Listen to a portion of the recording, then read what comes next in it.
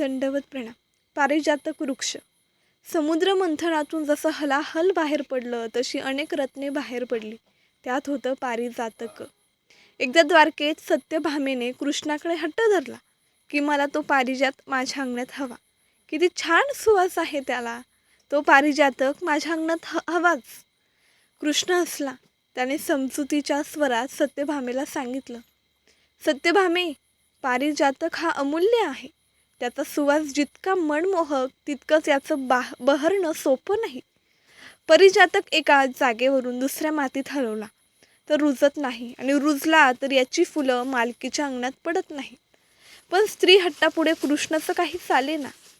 रुक्मिणीने ही तात्काळ ते झाड सत्यभामेच्या अंगणात लावायची अनुमती दिली.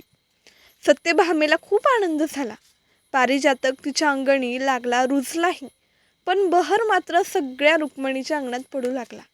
आता सत्यभामेला कळून चुकलं. आपण नको तो हट्ट करून बसलो.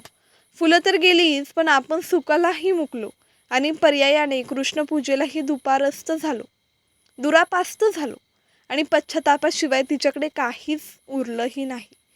गोष्ट साधी, सोपी आणि सरळ, पण आयुष्यात माणसाने कुठला हट्ट धरावा आणि त्यापायी आहे तेही सुख गमवावं यासारखं दुर्दैव नाही.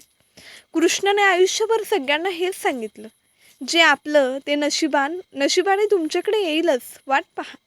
आपल्या हक्काची गोष्ट नसताना तिचा अट्टहास करणे किंवा त्यागलेल्या गोष्टींचा मनात अहंकार धरणे या दोन्ही गोष्टी माणसाला शून्य करतात. दंडवत.